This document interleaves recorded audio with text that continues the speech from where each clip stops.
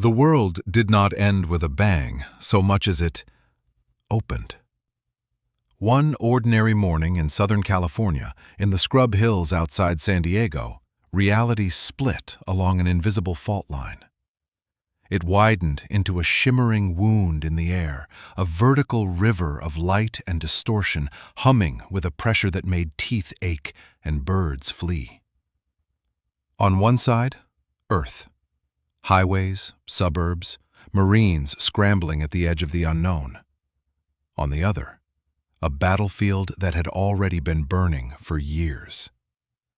Through that tear, humanity caught its first glimpse of the war next door. Short, furred, horned soldiers in battered plate and chain scrambling in disordered lines. Tall, pale figures with angular armor and gleaming blades marching with an almost religious calm. Magic, actual, visible magic, arced across the sky in white and crimson pulses, slamming into shields, bodies, Earth. And within hours, the United States realized two things. First, the short-furred ones, the Keshmen of the Kingdom of Ganlin, were losing badly. Second, the tall, elegant ones, the elves, weren't just conquering. They were exterminating anything that wasn't them. So the question in Washington became brutally simple. If that portal stayed open, would the war eventually come through? The answer was even simpler. Send in the Marines. Lieutenant Colonel Henry Michaels stepped out of his Humvee before it had fully stopped. Dust rolled over his boots. The air smelled of smoke, sweat, and something unfamiliar, like hot metal and burned ozone. He tugged his Kevlar helmet into place, feeling the weight of 8 hours already gone in a day that hadn't let him sit down. Before him sprawled what was supposed to be the Ganlin Field Headquarters. It looked, instead, like an army having a nervous breakdown. Tents sagged or collapsed halfway. Crates lay half-opened, spilling unfamiliar weapons and mana crystals onto trampled dirt. Keshmen soldiers in partial armor ran in every direction, some dragging chests, some hauling wounded, some carrying nothing at all. Over it all, punctuating the shouted orders and panicked cries, came the steady, distant rumble of battle. A rhythm of impacts that was almost, but not quite, like artillery. Michael's driver muttered something under his breath about one hell of a circus. Michaels didn't disagree. It looked like a Renaissance fair and a refugee camp had collided at 40 miles an hour. Behind him, his command staff and escort dismounted. Radios crackled, rifles were checked. A familiar shape approached. Sergeant Major Baracus, his senior enlisted, with that particular gleam in his eye he only got when things were going to hell. The more chaos there was, the more alive Baracus seemed. 46 years old, career Marine, and happiest when surrounded by panic he didn't share. Michaels let him fall in at his side as they started toward the largest tent in the camp, a gaudy, three-peaked pavilion of red and blue canvas that had to be the command post. "Tell me again," Michaels said, voice flat, "why we're here?" Baracus summarized as they walked. 3 days ago, a portal opened in the hills near San Diego. On the other side, the Kingdom of Ganlin, already in a war for survival. The Keshmen, Ganlin's people, were fighting elves. Not Tolkien elves. These ones favored Puritan zeal and genocide over poetry and cloaks. They'd sent the first human diplomatic mission back in small, carefully packaged pieces. The front line of that war ran less than a day's march from the portal. If Ganlin's army broke entirely, there would be nothing between Earth and an elven crusade. That, Michaels reflected, would be bad for recruiting posters. Under the pavilion, the chaos was somehow worse. This was supposed to be the brain of the Ganlin army.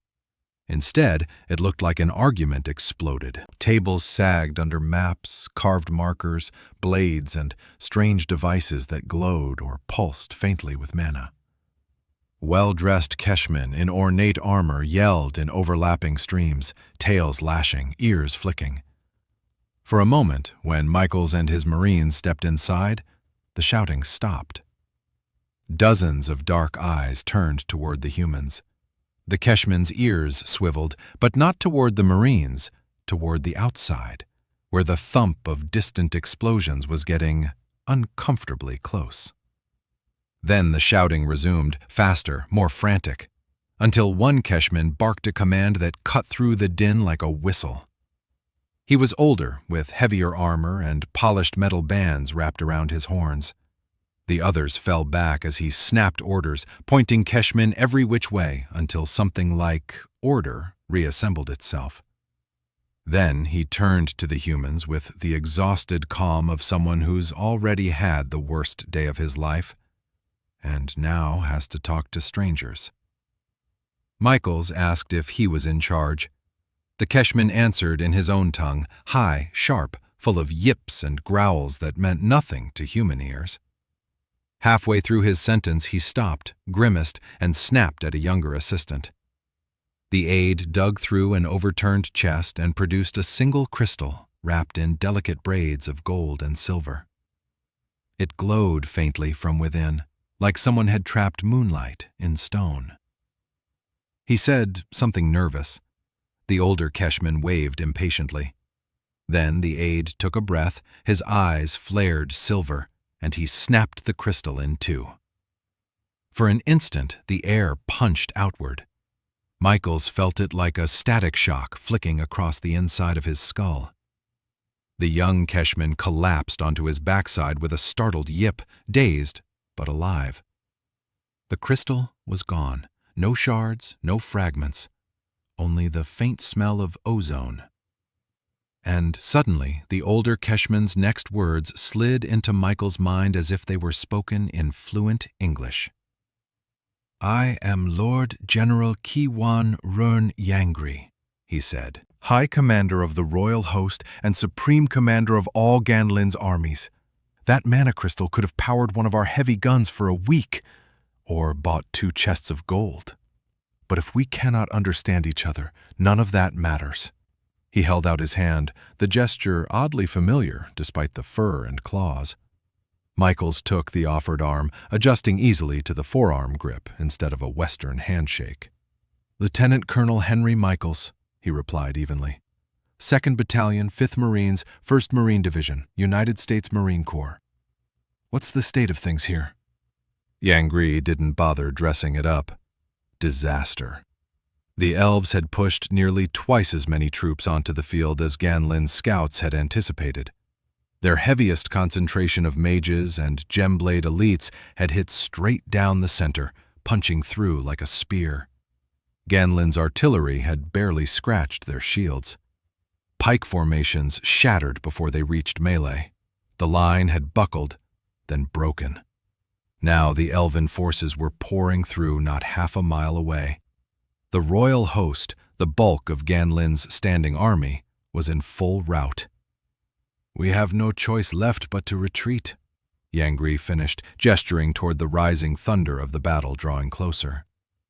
Michaels listened, nodding, his expression carved from stone. Behind the impassive face, he was doing quiet math. A broken Allied army. A genocidal enemy that used prisoners as fuel for magic. A portal home only a few hours' march behind him. And barely 3 days of intelligence on either side of the portal to work with. He felt the Marines behind him listen too, the weight of the word retreat landing like a stone in their chests. Michaels drew in a slow breath. "Retreat?" he repeated, almost gently. Then he let the iron show. "Retreat? Hell, we just got here." The phrase meant nothing to Yangri, but the Marines behind Michaels straightened subtly, a shared spark passing through them. Without waiting for questions, Michaels turned away, snapping orders. Anything in those trucks that wasn't a weapon, ammo, or comms gear could sit in the dirt. Everyone who had been issued a rifle was going forward. A small slice would stay behind to establish a command post and get the radios up. They'd call back through the portal to FOB Tolkien, named by some smartass who couldn't resist the obvious joke, and pull everything they could across. Artillery, armor, air. Gan Lin's army might be in retreat. Michael's battalion was not. Corporal Jamie Bradford's day had already been strange before someone yelled for everyone to lock and load. 3 days ago, she'd been a rifle squad leader in a mixed-gender Marine unit, thinking about the usual triad: family expectations, promotion boards, and whether she'd ever again sleep 8 hours in a row. Then a portal had opened near San Diego. Since then, her world had turned into a blur of motion. Secure the Earth side of the portal, push a forward operating base through to the other side. Watch as someone with a sense of humor named it FOB Tolkien, and try to keep track of who reported to whom when entire units were being shuffled like a deck of cards. Now she was in the back of a truck in an alien camp, hauling gear she barely had names for, with explosions creeping steadily closer. When the truck stopped, Bradford climbed out with her fire team into organized misery. Gan Lin's camp was still trying to pretend it was a functioning headquarters. Marines were being used as labor, unloading Humvees, stacking crates, running cable, while the distant thumps of magic and steel became less distant. Bradford was ambitious by necessity. She was one of the early women in a fully integrated combat unit, with 3 generations of Marines in her family tree and 0 patience for anyone waiting for her to slip. So she hauled crates, she moved with purpose, she set the tempo. All the while, she listened. She heard alien voices around her, Keshman yips and growls that, disturbingly, she now understood. Whatever that translation surge was a few minutes ago, it hadn't stopped at the command tent. Her brain had been quietly rewired to treat a new language as if she'd grown up with it. She also heard the new XO near the freshly arrived radios, trying to squeeze miracles out of limited logistics. Most of the artillery detachment was still unpacking. Reinforcement infantry companies were in various stages of just arrived and stuck on the other side. Cobras were en route from Pendleton. 2 flights of A-10s were inbound from Arizona. She stacked another crate and tried not to think too hard about how fast everything had happened. The sergeant major moved through the rows of vehicles like a force of nature, assigning work, forming details, redirecting anyone who looked idle. Bradford's respect for him was only slightly tempered by the knowledge that if she made eye contact at the wrong moment, she'd be volunteered for something miserable. It didn't matter. Miserable or not, they all knew what was coming. The explosions were close enough now that you could feel them in your boots. Then, finally, the order cut across the camp like a bell. 2nd Battalion, 5th Marines, lock and load, we're moving out. Voices answered by reflex, magazines seated, bolts racked, gear tightened. Work details dissolved into fire teams and squads, forming into a line that began to push, not away from the noise, but toward it. As they moved, the chant rolled down the column. 2-5! Retreat, hell! The current of fleeing Gan Lin soldiers parted around them. Some of the Keshmen were bloodied, bandaged, or missing armor. Some were shell-shocked, eyes wide and empty. Others looked at the Marines with a flicker of hope, as if these strange, broad-shouldered newcomers might somehow make a difference. Bradford kept her squad close, listening to their breathing, counting them more than she consciously watched them. Ahead, the air thickened with smoke, gray from fires, darker from something that looked and smelled suspiciously like burnt magic. Bodies appeared first as shapes in the haze. Gan Lin wounded. Gan Lin dead. A few elves, their armor too clean, too angular, their blood shockingly bright. The noise changed, no longer just distant thumps and unfamiliar zaps, but the sharp, flat crack of rifles joining the melee. Bradford stepped through a veil of dust and found herself on the edge of the real fight. 10 meters ahead, a Keshman pikeman was about to die. He stood with his back foot braced, pike leveled, ears flattened tight to his skull. His armor was incomplete, his helmet missing, but he held that long weapon with the stubborn steadiness of someone who had already decided how today would end. Facing him, stepping lightly over 2 torn Keshman bodies, was an elf. Tall, slender, armor etched with patterns that caught the light. In one hand, he held a blade that glowed a deep, ugly crimson, charged with magic so intense it seemed to burn its way through anything it touched. The elf advanced with the casual arrogance of a man walking across a room to pick up a dropped coin. Bradford's brain, honed by training for almost a decade, made its assessment in less than a second. Pike, gemblade, one-on-one. The Keshman was done. Her rifle was already at her shoulder when the gemblade raised his weapon for the finishing stroke. She squeezed off 3 disciplined shots. The gemblade jerked once, twice. The third round punched through his helmet just below his eye, snapping his head back. The scarlet glow along his blade guttered and died as his body folded to the ground. For Rin Ahyat, the Keshman with the pike, it felt like time had been sliced in half. One moment, he'd been gathering himself to charge a foe no one survived alone. The next, that foe was collapsing in front of him, skull shattered by thunder he didn't understand. He fell backward, tripping over his own weapon and landing hard on his tail. The pike skittered away. The world refused to make sense. Then the battlefield erupted. More thunder. Not the thick, rolling booms of mana artillery, but a rapid staccato crackling. Dozens of small explosions close together. Figures rushed past him in strange, angular armor, weapons flashing fire as they spat metal into the elven ranks. Elves, who had seemed unstoppable for weeks, began to fall. Something grabbed the back of Rin's battered gambeson and yanked him bodily across the ground. He yipped in surprise, fingers clawing for his lost pike and closing on empty air as it disappeared behind him. Spellfire and mana pulses chased them, streaks of white and colored light hissing overhead. The weapon of whoever held him barked 3 more times. Point, fire, re-aim, fire, before they both slammed into the relative safety of a half-destroyed stone wall. The grip on his collar released. Rin spun around, heart hammering, and found himself face to face with what he first thought was a stocky elf. Shorter, broader shoulders. The face wrong for an elf, no fine, sharp beauty, just a solid, practical hardness. The teeth weren't elven either.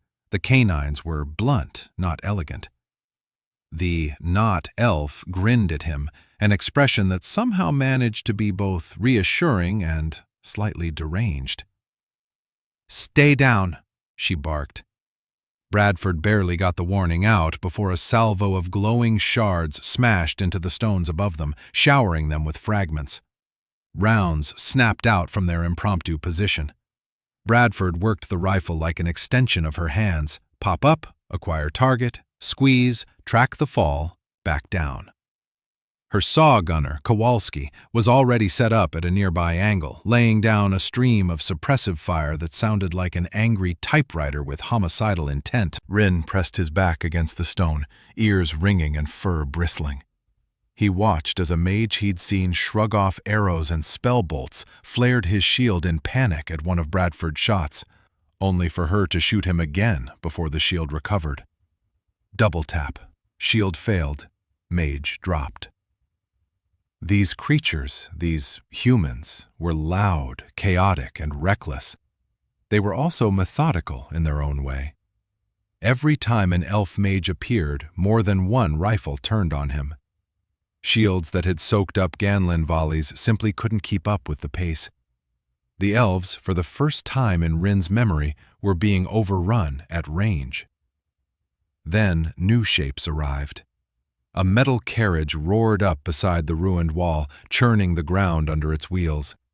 It was armored on all sides, no horses, no visible driver, just a boxy engine growl and a heavy weapon on top, enclosed in steel plating. Magic impacts struck its hull with bright sparks and small explosions, but failed to penetrate. The gun on top answered with an unbroken roar, hosing bullets into elven formations. More of the same vehicles followed, each one adding its voice to the mechanical chorus. Behind them, dozens more Marines advanced, using the armored horses as moving cover. Rin stared, somewhere between awe and horror. He'd spent years thinking in terms of pikes and mana, of shields and spell crystals. He'd seen artillery tear apart formations, seen gem blades carve through lines. But this was different. This was war industrialized, and the humans seemed comfortable in it. 3 more Marines slid into cover beside Bradford, crowding Rin toward the edge. They traded insults with the familiarity of people who'd been getting shot at together for years. Rin caught maybe 1 word in 3 until he realized the translation magic was still working. He just wasn't ready for the idioms. He heard one of them refer to Bradford as corporal, another as jabs, and a third make a joke about her new boyfriend, jerking a thumb toward the bewildered artificer. Bradford told them, with considerable profanity, to shut up and shoot something. Rin decided they were all insane. Bradford, hearing that verdict shouted over the noise, just laughed. "We're Marines," she said, as if that explained everything. In a way, it did. If the armored carriages were impressive, the next arrival rewrote Rin's understanding of terrifying. The ground began to shake in a deeper, slower rhythm. A hulking machine crested the rise, a slab-sided behemoth of metal rolling on linked tracks, armored like a moving fortress. A thick gun barrel protruded from its turret, tracking the battlefield with predatory patience. Rin yelled a question that amounted to, "What in all the gods' names is that?" Bradford answered with delight in her voice. "M1 Abrams, our main battle tank." The tank rumbled into position beside their wall. Someone warned everyone to cover their ears. Rin clamped his hands over his, but it still wasn't enough. When the main gun fired, the world didn't so much hear it as feel it. The blast punched through his chest like a giant invisible fist, rattling his bones and ripping a scream from his throat. The tank itself rocked back, then settled as fire and smoke lanced out across the field. Other tanks took up positions farther along the line, each adding its own thunder. Over the smoke, a stocky Marine popped out of one armored hatch and called down, air support was inbound. They were to be ready to advance. Bradford hauled Rin to his feet. Somewhere above, a distant whump, whump, whump grew steadily louder. The beating rotors of helicopters, alien to Rin's world. The air filled with the roar of rotor blades as sleek, narrow-bodied attack helicopters streaked overhead, low and mean, spitting rockets and cannon fire into the elven flanks. Shields buckled and flared. Formations dissolved under the hammering. Bradford identified them for Rin. Viper Cobras, AH-1 attack helicopters, as if naming them might make them less terrifying. Then, over everything else, came a sound that would mark this battle in memory. A harsh, drawn-out mechanical snarl, like someone had weaponized a chainsaw and given it a god complex. Brrrt! The first line of explosions rippled through the elven formations moments later, sharp, clustered detonations that walked across the field like an invisible scythe. A second burst followed. Brrrt! More precise devastation. Somewhere nearby, Kowalski whooped and demanded more. "Bert, baby!" in a tone of religious appreciation. The elves, who had expected to crush a routed enemy and stroll toward a defenseless portal, found themselves instead under combined arms fire from a modern military.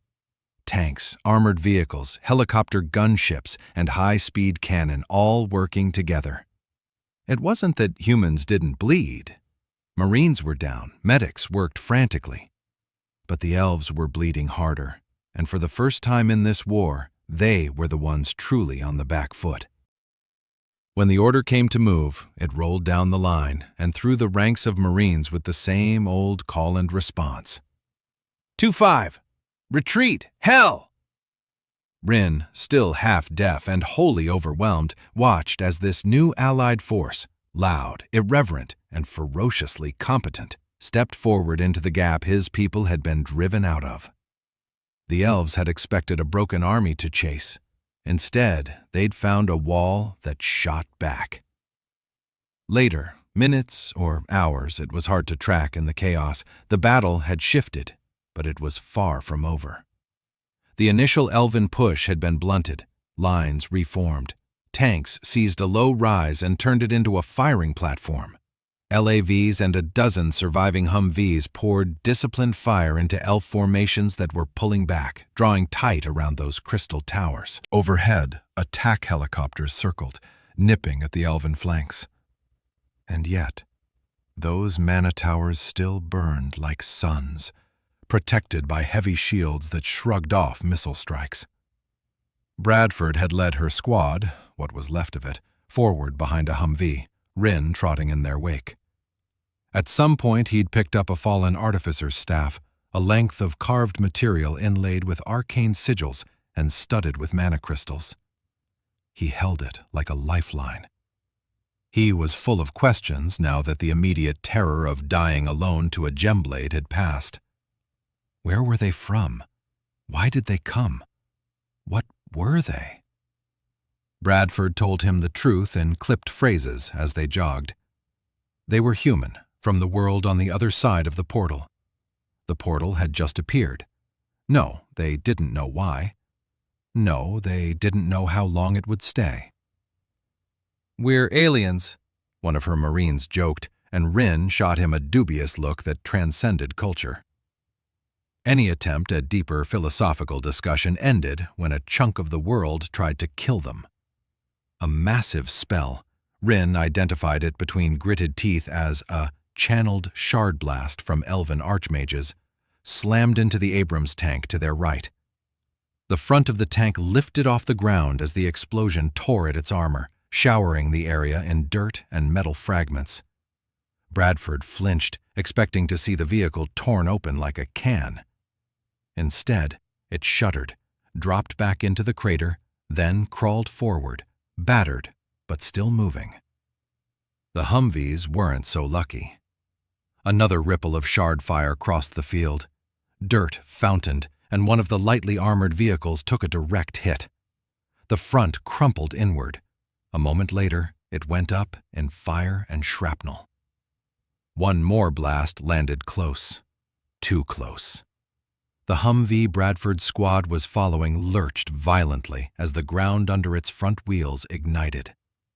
The vehicle flipped onto its side, undercarriage ripped and torn by shards of pure mana. One of her Marines in front of her went down screaming, a leg severed at the knee. Bradford found herself flat on her back, staring at the sky as clods of dirt rained down. For a heartbeat, she was back in boot camp, knocked into a sand pit, a drill instructor screaming at her to get up. Training snapped into place. She rolled over, coughed out a lungful of dust, and pushed herself to her feet. The Humvee lay on its side, turret's armored shield the only thing keeping it from rolling completely onto its roof. Its front wheel assembly was a mangled ruin. Screams cut through the ringing in her ears. Bradford followed the sound and found Sergeant Gutierrez, her squad leader, the man she answered to, the guy who'd ridden her hard but fair through every training rotation. His left leg, from just above the knee down, was gone. The rest of him was present enough to be very aware of this fact. She dropped beside him, hands already ripping at his first aid kit. "Corman!" she yelled, even as she wrapped a tourniquet high on his thigh and began tightening.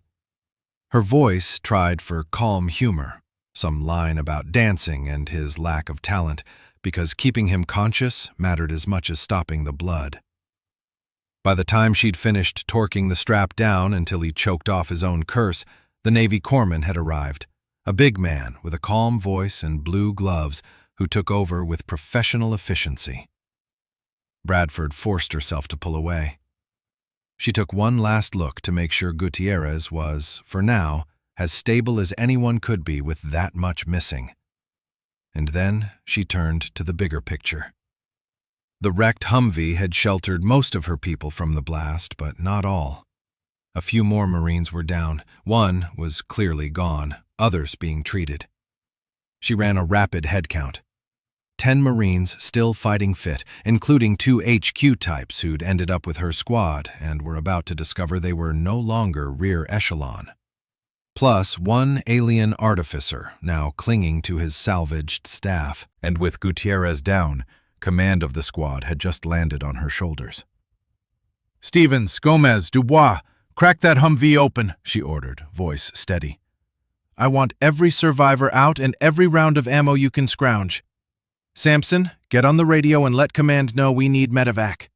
Clemson, Aldridge, congratulations, you're helping Doc. Move." They moved. Not perfectly, not smoothly, this wasn't a training exercise.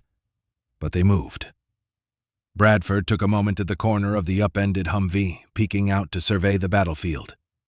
The main line had continued forward, seizing a low rise and turning it into a firing platform. Tanks, LAVs, and a dozen surviving Humvees poured disciplined fire into L formations that were pulling back, drawing tight around those crystal towers. Overhead, attack helicopters circled, nipping at the elven flanks.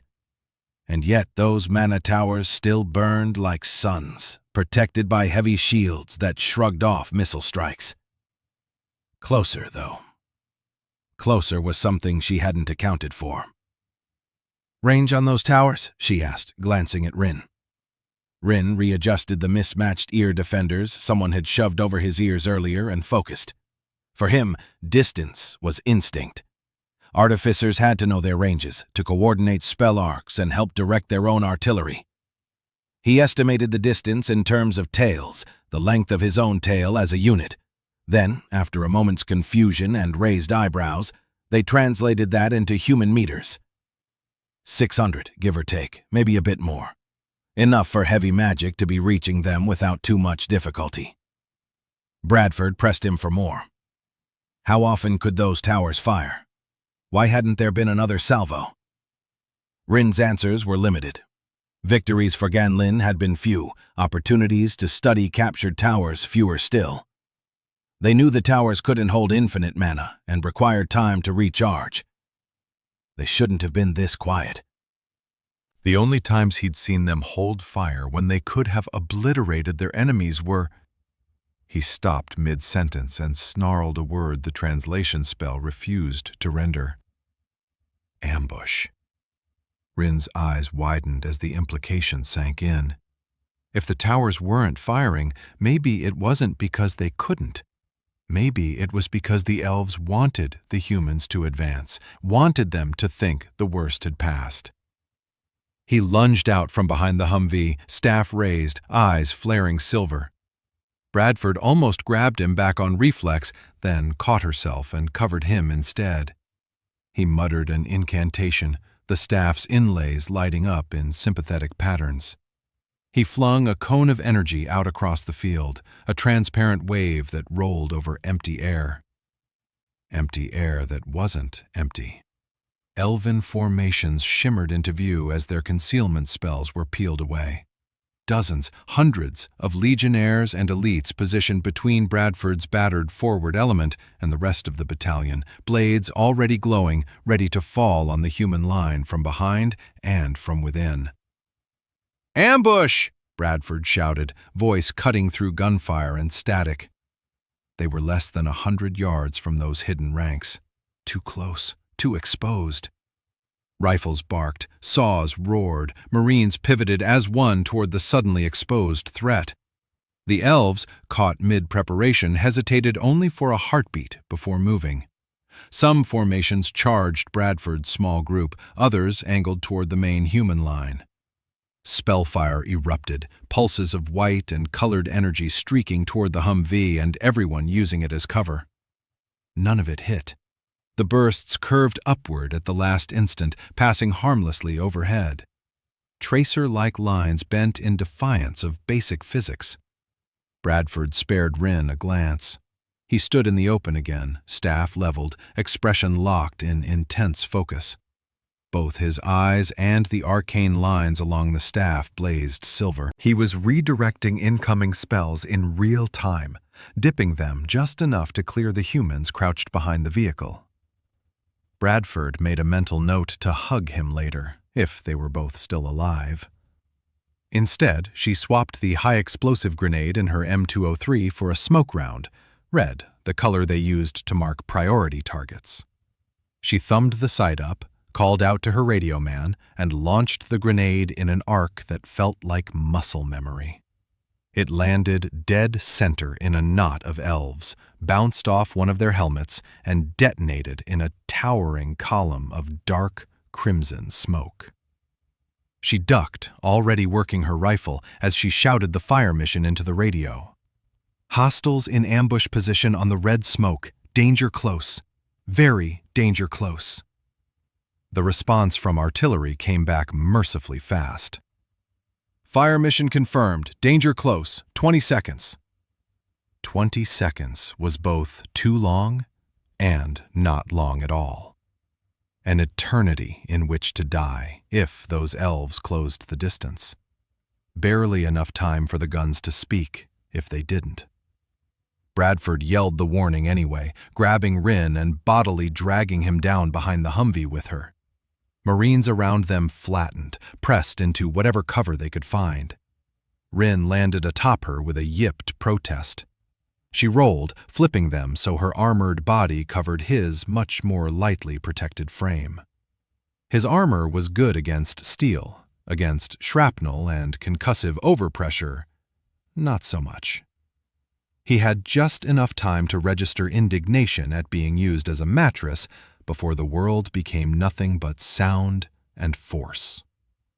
There were no discrete bangs now, no individual impacts to track.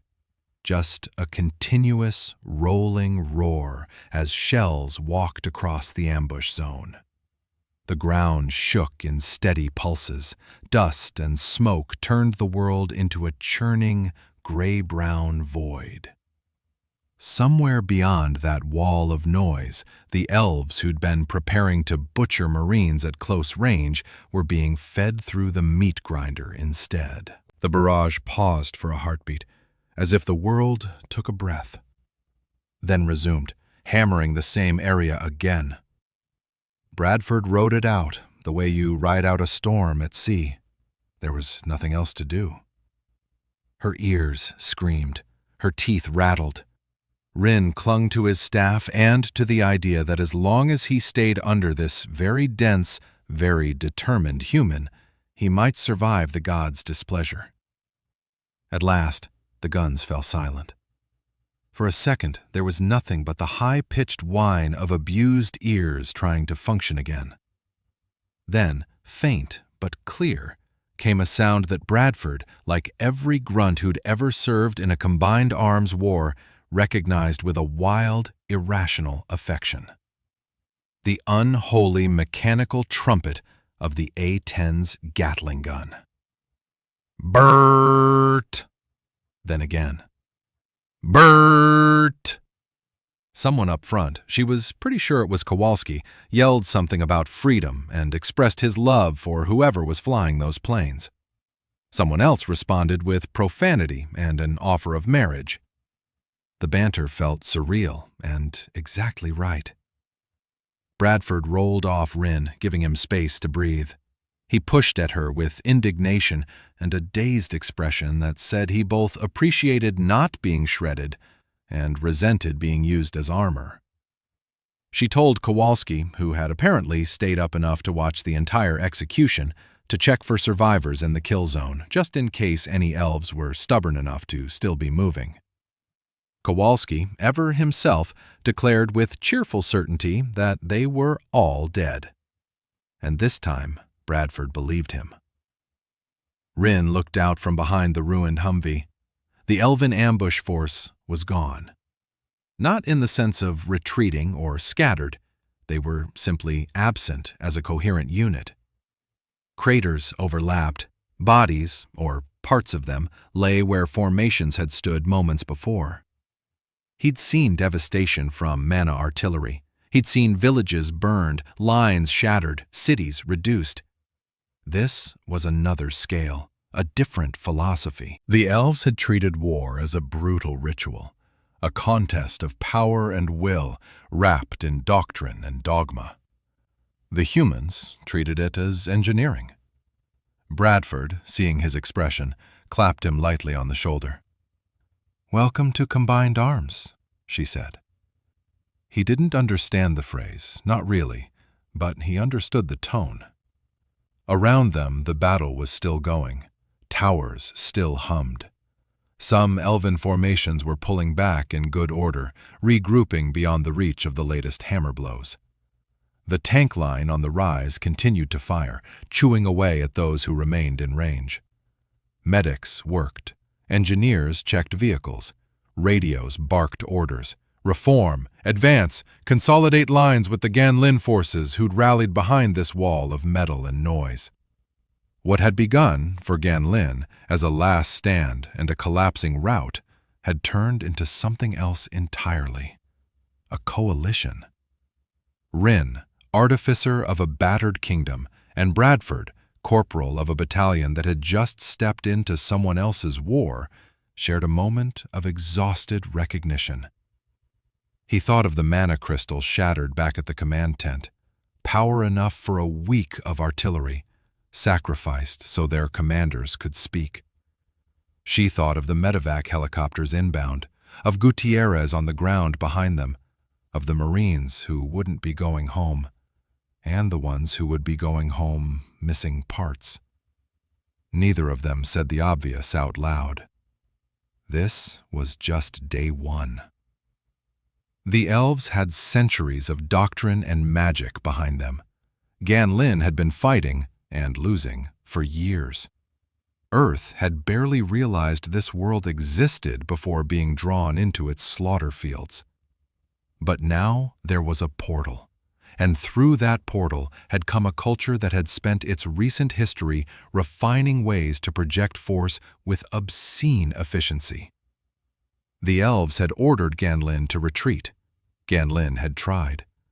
The Marines had answered with something older than portals, older than this war, spoken in 100 other battles across their history. Retreat, hell.